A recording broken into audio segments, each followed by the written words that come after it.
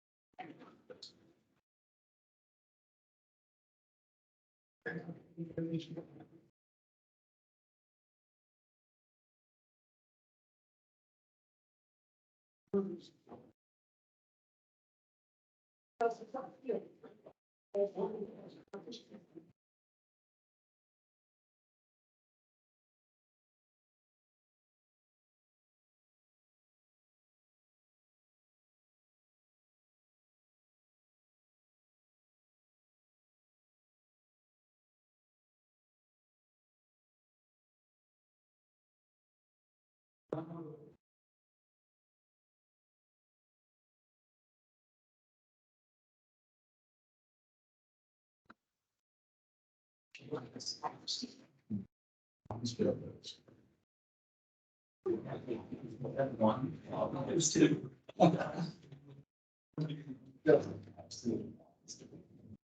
Much as the holiday. That's what I said, too.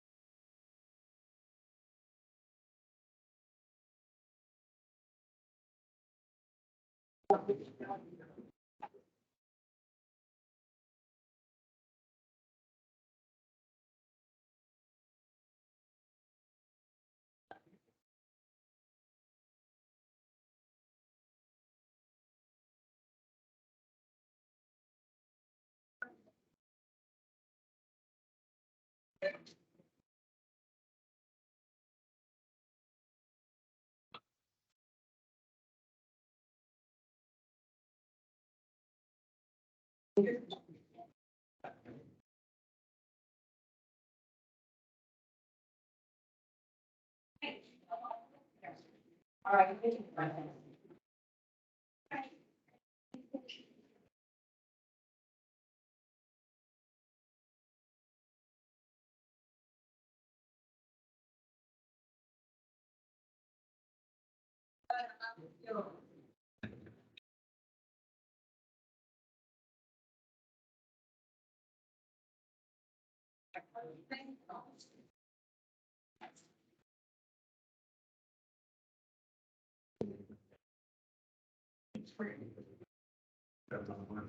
So the back of the farm, fires up, yeah, farm completely full.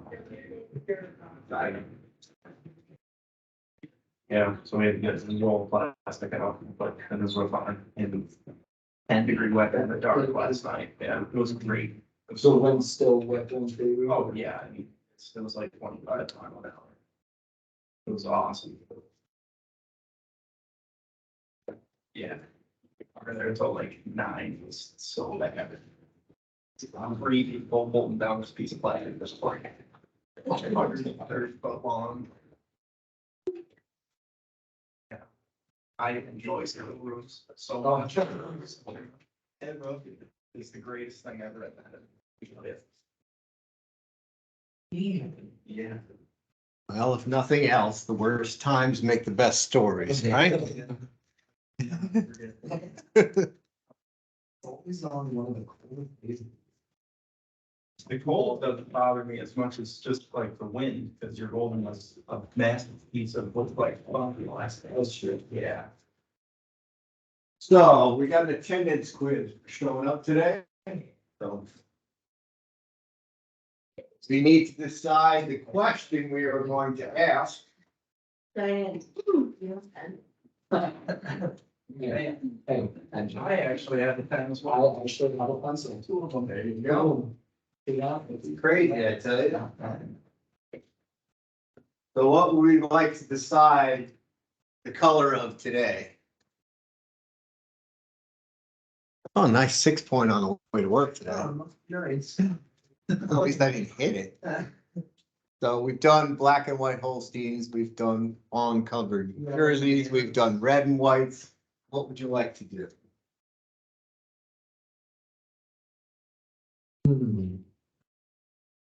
Somebody, anybody, make a choice. It's orange. Orange? What animals are orange? What color is a? Yes, it's like the easiest thing in the world. We usually do, I can't do the fruit thing because that's what Professor Marshman does. So color is a red fire truck. Please write your answer down and pass those to the aisle.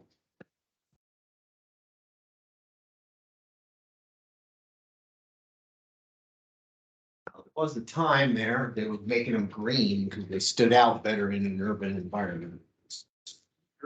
You write it. Huh? You write red fire truck. Sorry. Right fire truck. Well, that's part of the grade, but if you want to be able to go back and study it, it's important to know the question, so.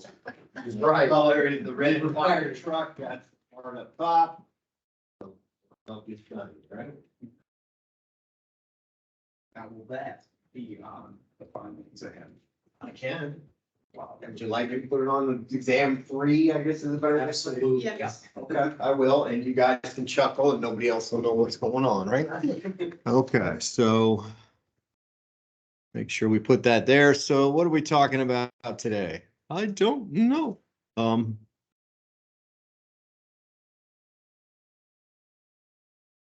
So 26, 2 more lectures, lab, and an exam 3, and we're out of here. So no real announcements going forward, but the rest of the semester looks like this. We're going to get into, I hope, feeding cows today. And we're going to wrap things up, kind of bring everything together. We've talked about, when we talk about how do you feed these cows? What are the practical concerns that you need to be worried about on a farm? And then you can delegate everything else to the nutritionist. We've got our lab practical, and then exam 3. When we get back on Monday, if you think about it, bring your calendars. Everybody has requested through the questions, review sessions, so we'll make sure we get time for those. Then when we get back, we've got same pair doing dry matters. As far as I could tell, yes. So did everything I asked you to, and it looks like the math is correct, so that's a positive going in. Are you gonna be doing this one by yourself, or don't you know?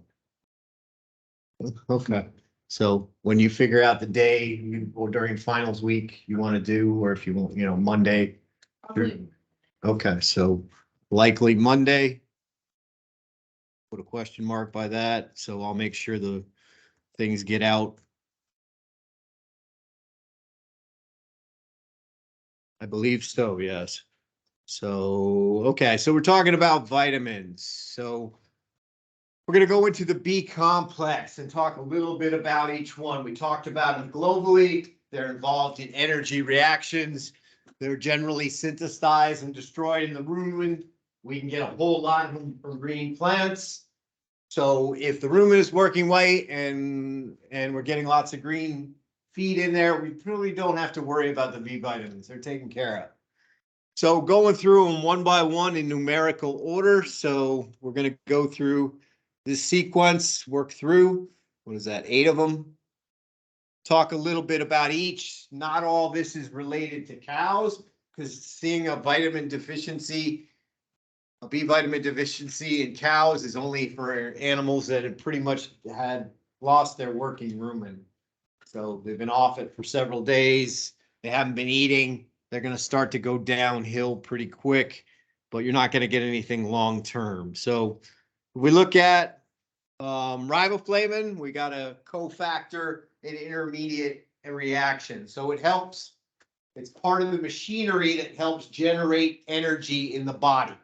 You can think of it like a bolt or maybe a flap in the carburetor or something like that. It's part of getting the job done. It's not the main piece, but it's a piece that's needed to make the engine work. If we run into B vitamin, specifically riboflavin problems in young chicks, those chicks generally grow out in 6 weeks. So we need to have all those things lined up, ready to go, everything in the right balance. We get curled toe paralysis if we don't have enough riboflavin in the diet with our chicks. So look at my feet. We drink milk. Milk is loaded with B vitamins.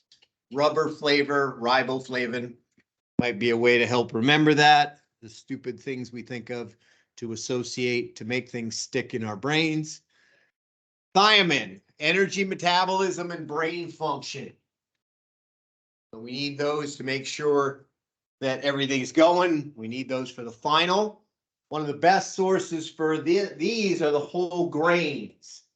So the irony of most flours is that, anybody here do a lot of baking? You use an enriched flour.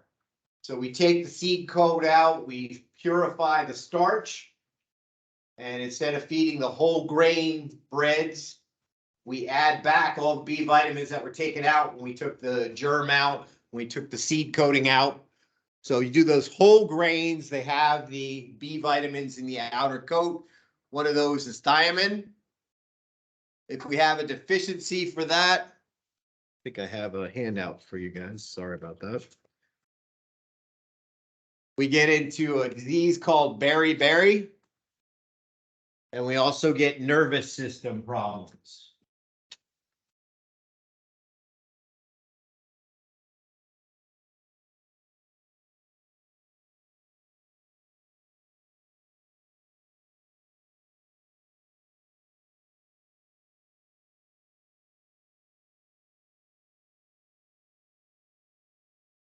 So I can still hear my nutrition professor saying beriberi, which translates to I cannot.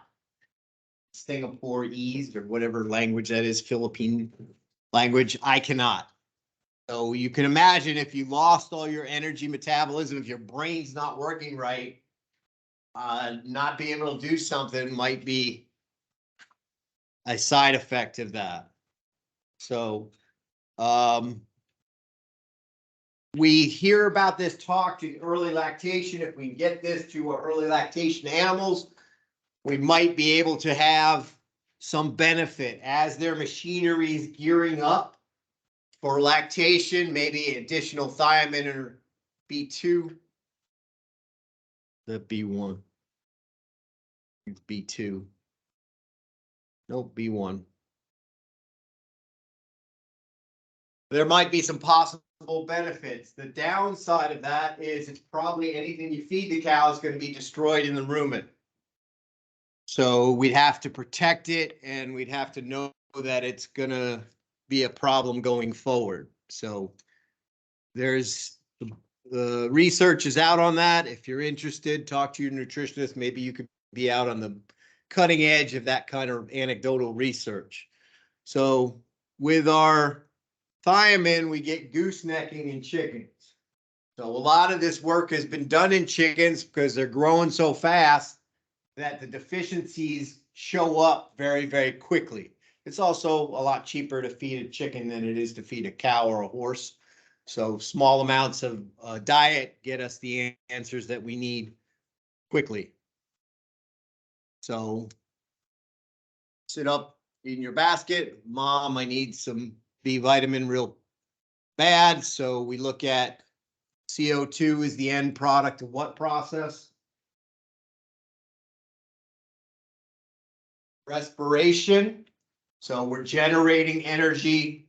We're putting that CO2 out when everything's working the way it's supposed to with our thiamines. So another one, I'm kind of stuck stargazing. We're looking at B there. So beriberi, what exactly is that? We got that thiamine, that B1 deficiency that affects the whole body. Includes the skin, muscles, heart, and digestive system. Beriberi Sanghalese, or I cannot, because of its crippling effect on the victims. Common in Asia, where white rice, which doesn't have the hull where the B vitamins are, is the main food source. It also happens in the US where alcoholism is concerned. We're messing up a number of processes in the body, and thiamine deficiency can rear its ugly head during that chronic alcoholism and get that beriberi effect where you basically can't even get out of bed. So no B1 leads to beriberi. I like that one. So berry B1, putting those in there. So we had a aquaculture student take the class once, and their cartoons had to do with the fish being a good source of B vitamins. So making sure that we've got that good source there. One student did flow charts. We can work with our fat water soluble vitamins. We go to B1, which is also known as thiamine, energy, metabolism, brain function. Where do we get it from? What's the deficiency sign? Basically creating a flow chart that you can find in your brain when it comes test time.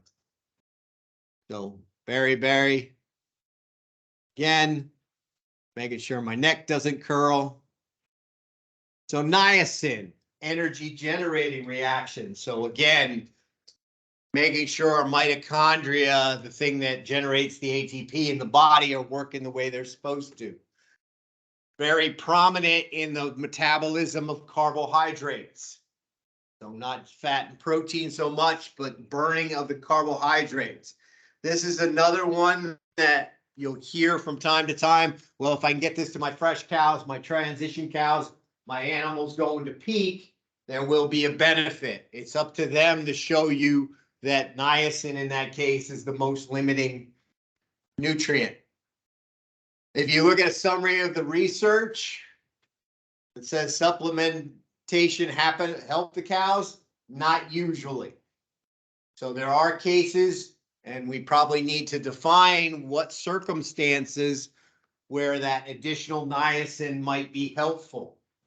Where would you think, just knowing what little you know about it, where do you think helping out with niacin or giving a cow protected niacin to get through the rumen might be helpful?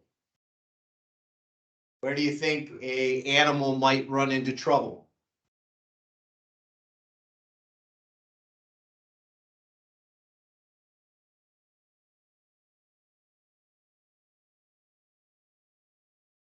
The rumen's not working the way it could. It's not working at maximum efficiency. We'll probably have issues. We're probably going to not have enough green conserved forage. When are you going to see that? Winter. So those are places, well, okay, maybe I got some fresh cows. I've got some acidosis problems on my herd.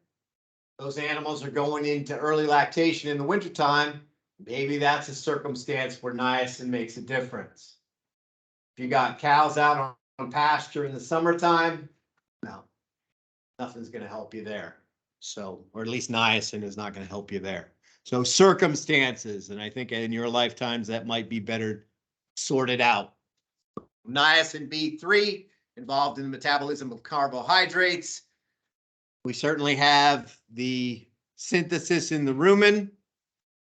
If there are effects, they are small, as documented at this point.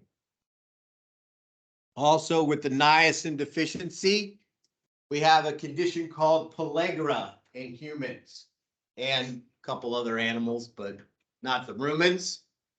Characterized by the 4 Ds. So not enough niacin, we get dermatitis, skin problems. We get diarrhea. So again, things are not metabolizing with dementia, the brain's not working the way it could, and death, the 4 Ds. We can prevent it by eating red meat, enriched, or whole grain cereals. Also, green plants are a good source of those vitamins as well. But most of us humans anymore, at least in this country, don't really focus on that. So pellagra is also called black tongue.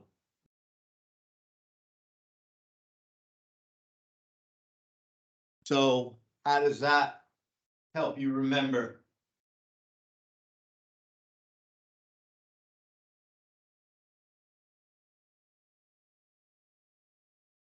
We have marionette with a black tongue, and what else is happening? Pellagra.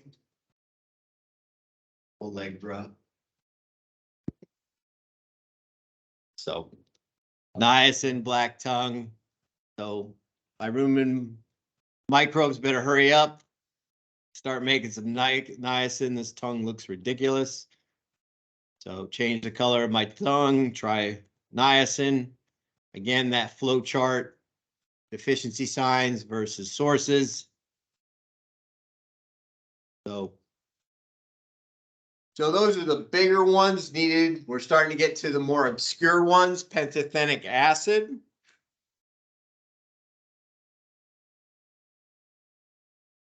The only thing I can really find about this one is that a deficiency makes pigs walk funny. So you can see here that there's the motion, the conformation on those back legs is not where it could be. So goose stepping is associated with that. So goose step, from the Nazi party in the 1940s, the soldiers kicking their feet way up in the air.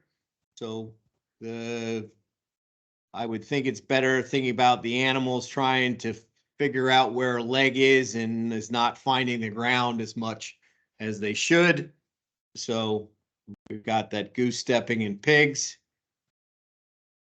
I didn't get my pantothenic acid today. I've got a goose leg playing duck, duck, goose as we go around. Paradoxin, B6. This one is one of the few that you'll hear it called B6 more than you will paradoxin. The ones before this we tend to use their non-numeric number.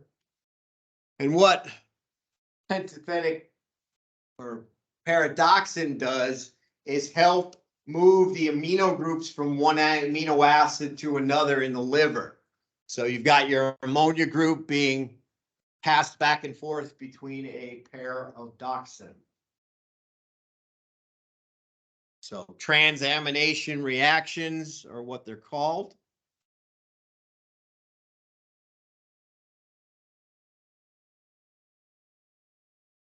Also, with that B6 deficiency, we'll have some eye problems associated with chickens. And then just general, if you're not doing energy reactions the way you might, you're not going to be growing right. So you're going to have a number of different effects. Rough, deficient plumage, we're not generating those proteins the way we should. Weakness and incoordination in movements. We're not providing the energy. We seem to be destroying or messing up some of the nerve functions as well. So paradoxin's going to help fix that eye. Got our pirate doxin opposed to a pair of doxin. So I can't see anything. And again, if we can get some fish in us, maybe we can fix the problem. Biotin, you're going to find this a lot, and this is where Zinpro has made their money, is providing the micro ingredients associated with hoof health. One of those micro ingredients is called biotin. So it helps move different reactions around. The carboxylation reactions are about moving a carbon from one atom to the, or one molecule. Other, from a dairy cow perspective, we've linked it to hoof health, the ability to create those proteins. So supplementation, fairly standard in the industry from the hoof health supplement people. So we've got before and after pictures where we've cleaned up. We've made the integrity of that hoof stronger, cleaner. You're getting the shiny hooves with the biotin supplements. So one way, biotin, Maggie's Hoof Care, pedicures, biotin soak, polish added, rated 4 hooves up by every moo in town. This is the one I had, and you're not going to get this one. So one of the things that biotin is deficient in mink, it turns their coats gray. And if you're in the business of creating fur coats, that's going to be a problem because nobody wants a gray mink fur coat. So making sure we got the biotin in there. So our mink is going to buy a tin at the tin sale. So Grecian formula is, I think, an older version of, what is it, Hair Club for Men or something. It basically paints your hair, paints your gray hair.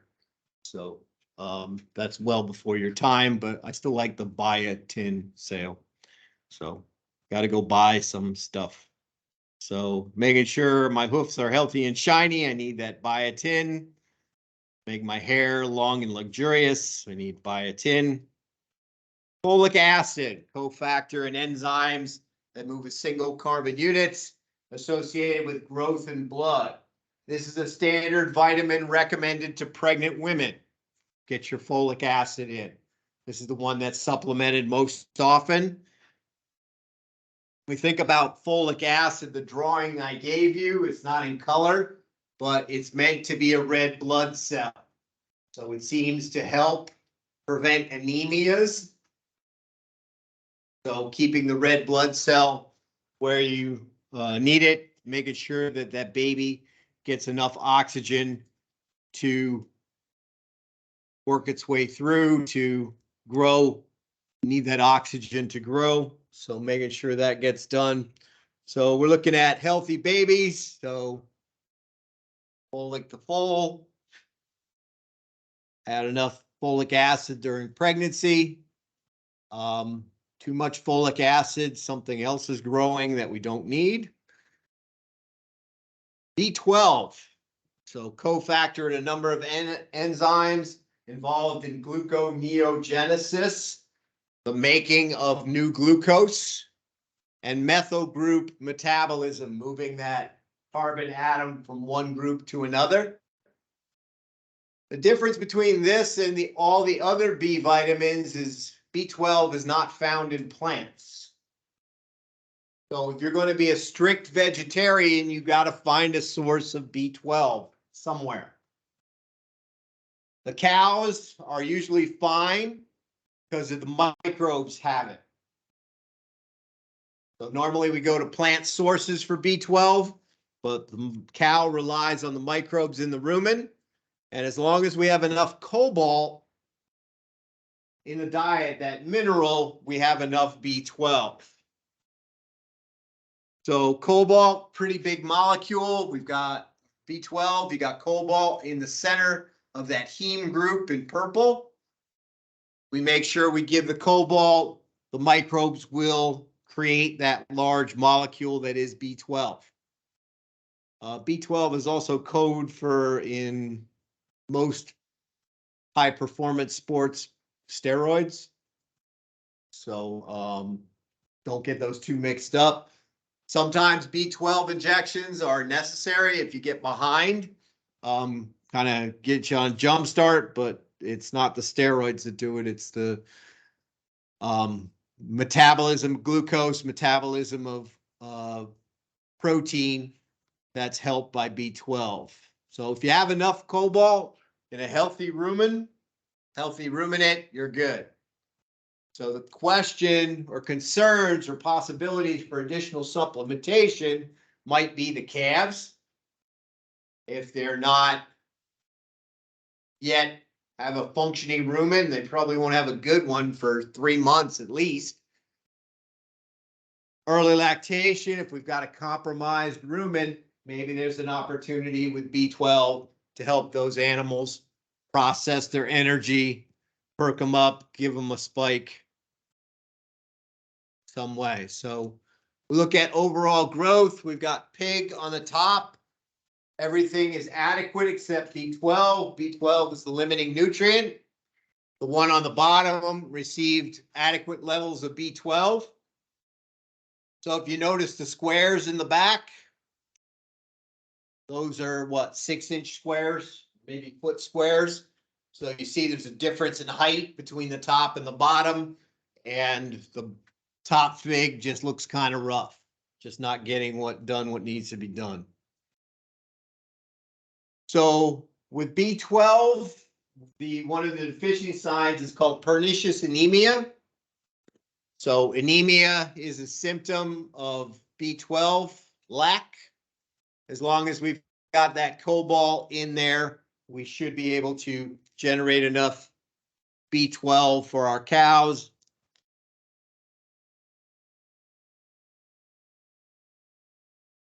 So helps the processes in the liver get things done. So cobalt and B12 are kind of intertwined. Now pronounce you vitamin and mineral. So there's a lot of crazy names for B12, B6 and B12 usually go by their numbers. The rest seem to go by their names on the right. So thinking about vitamins, we've presented all of them. What do we need to do? So finals are coming up. Have you noticed the red cans? Anybody have a favorite up there they like? None of them. Okay. All of them. Okay. So it's not just sugar water. There's other stuff added. So you got B vitamins. So what do you know about this set of B vitamins? What does niacin get you? Energy. Possibly energy. Help with the red blood cell or no? Goose stepping, you got riboflavin, you got there. So these are all in theory, added because they're gonna help you with their energy. So you've also got a lot of them have the antioxidants, the C and E vitamins. You got taurine, non-structural, non-essential amino acid that has reported benefits. And guarana, a natural caffeine. So what are you trying to do with these energy drinks? Get a little pick-me-up. So what do we have there? B vitamins are part of the machinery that makes the engine run. Sugar is the fuel. The guarana is the throttle. So the caffeine. So they're trying to enhance the sugar water and put all the things that you might need together to get a little pick-me-up. So depending on you react to sugar, making sure you got enough B vitamins to help process that carbohydrate, the sugar that's available in those drinks, and you got the caffeine that's going to step on the throttle and accelerate everything. So if you're a working ration balancer, you're working on a farm, what's the bottom line? So we're thinking about vitamins. We have to think about what's consumed, what's created and destroyed in the rumen, and what is absorbed. So this is one more complication than the minerals. And then we have that list there that we have to be concerned about in this class. So how do we feed vitamins? Which ones do we worry about? Who do you feed them to? So thinking about that list there, what are we trying to do? Any thoughts? This is meant to be a summary.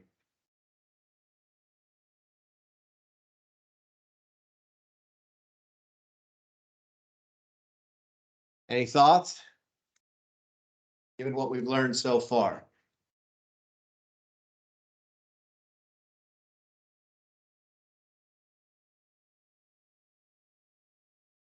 Well, we can go to the next page there and think about the answer. So with regard to vitamins, what do we do on a farm?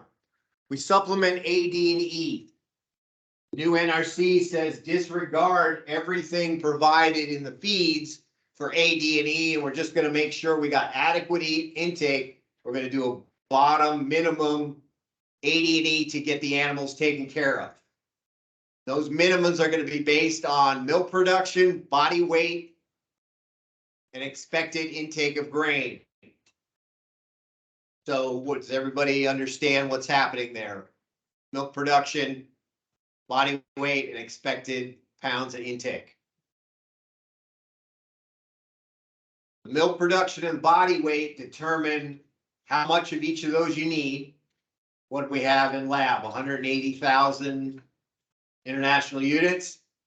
That's got to fit in what of the grain every animal gets. So if you have a standard ration that says 9 pounds of grain, you're going to put 18,000 or 10 pounds of grain. You're going to put 18,000 international units in each pound of grain. If you got 5, you're going to double it. If you got twice as much, you're going to half it. So whatever amount you need, you divide that by the expected grain intake, and that's what's included in the diet. Bees, if you keep the rumen working, everything should be taken care of. Choline, there may be some benefit if you can target. Who's your target? Anybody remember?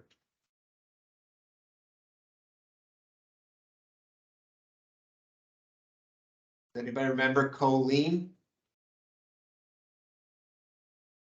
What is that? What is it involved in?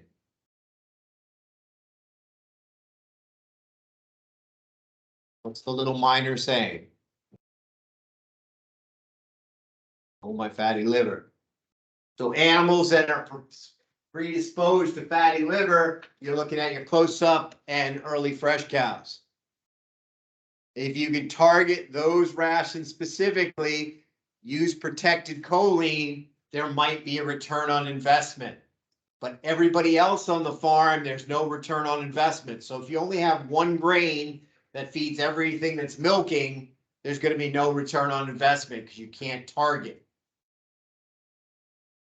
If you've got one dry cow grain, you can't target the close-up animals. You're overfeeding choline and you're not getting any return from it. So if you can target, there's a benefit, but if not, you're in trouble. Vitamin C is not applicable for dairy cows. Why? Anybody remember? What did we say about vitamin C and bovines? That's a deficiency sign of vitamin C. Why don't cows get scurvy? Only people on the ocean for years and years.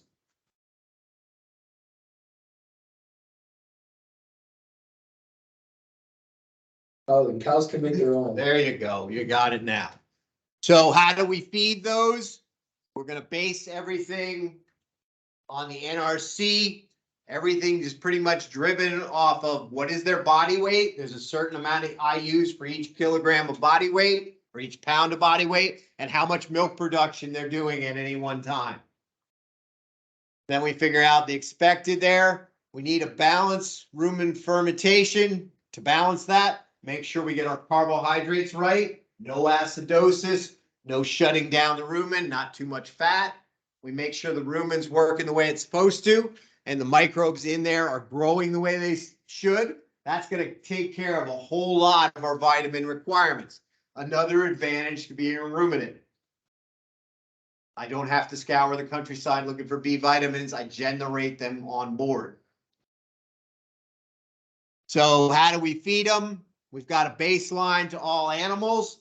And then there are a few instances where we might look at our close-up or early lactation groups and help them, give them additional if I can target them. I can't afford to feed all that to the entire herd, but if I have a separate fresh cow grain, there might be an opportunity for a return on investment. So any questions about vitamins?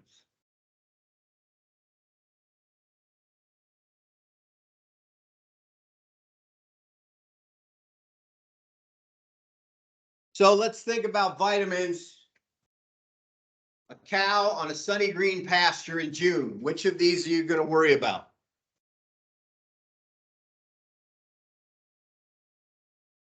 What? D. Where's D come from? Sun. So a sunny green pasture in June, is a cow going to need help with vitamin D? She's going to make her own. So if we look at, we've got three circumstances here. You've got the cow itself, you've got pasture, and you've got the rumen. Where's she going to get these vitamins from? Where's she going to get A from?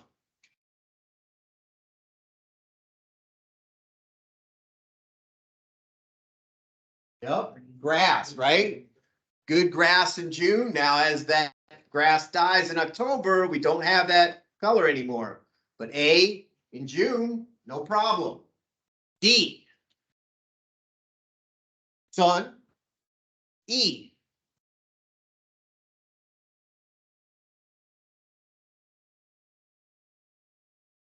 where do we get E from?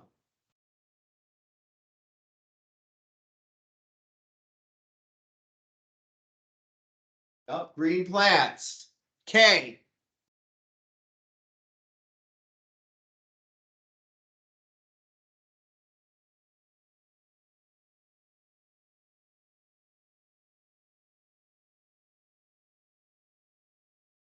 Made in the rumen. B's.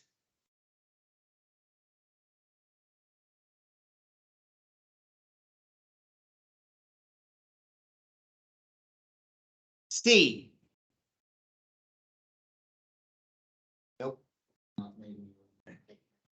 Cow makes it, right? Her cells make it. Choline.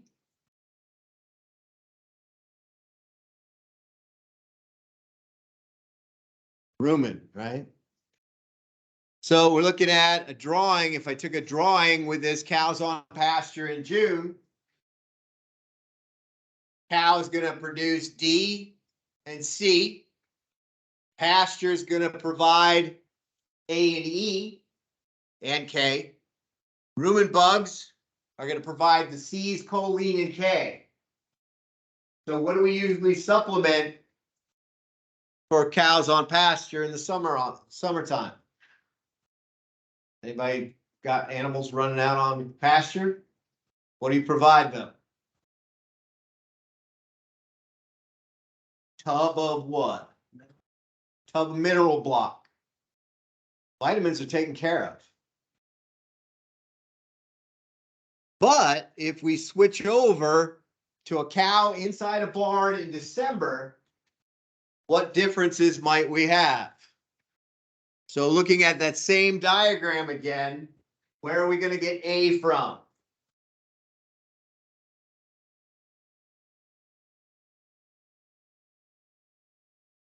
Possibly the feed, but what do we know about A in the feed? As it loses that green color, the concentration of A goes down. So what do we supplement for our cows as a standard rule? A, D, and E. The reason we've done that is because we've gone inside. So sunlight in the barn, maybe natural ventilation. They might get a little on the edge at the end of the day as the sun dips under the curtains or over the curtains. But if those curtains are all the way up, you're not going to get any from the skin. E, what do we know about E? From the plant. So as we lose that green color, we're going to lose E concentrations over time. So we tend to supplement that. Where are we going to get K from? Maybe a little bit from the food, but again, we're losing that concentration over time. Where are we going to get the K from?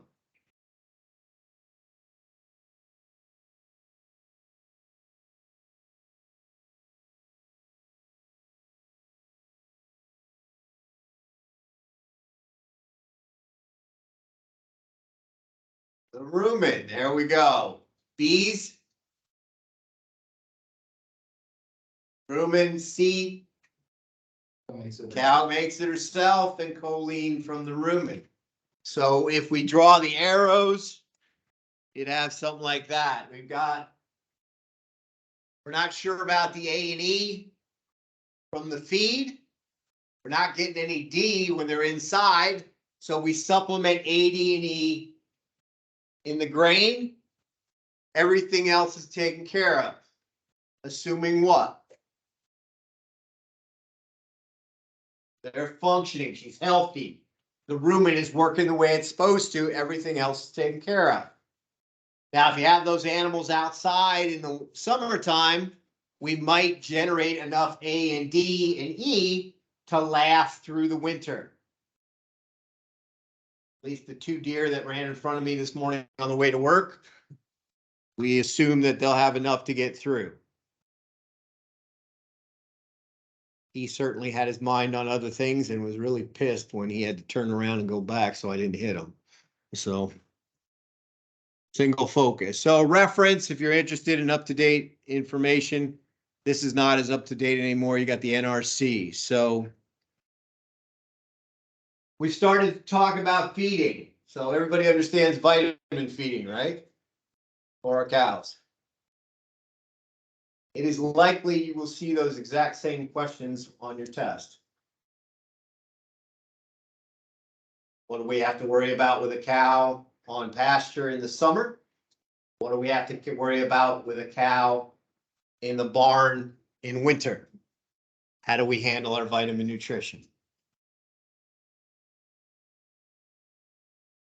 So where do we spend our time?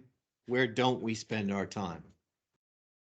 So we'll continue on from there. We introduced that lactation curve to you on Thursday, the cycles, the things where we're negative energy in the first part of lactation, positive energy balance in the second part of lactation. That influences what we've done.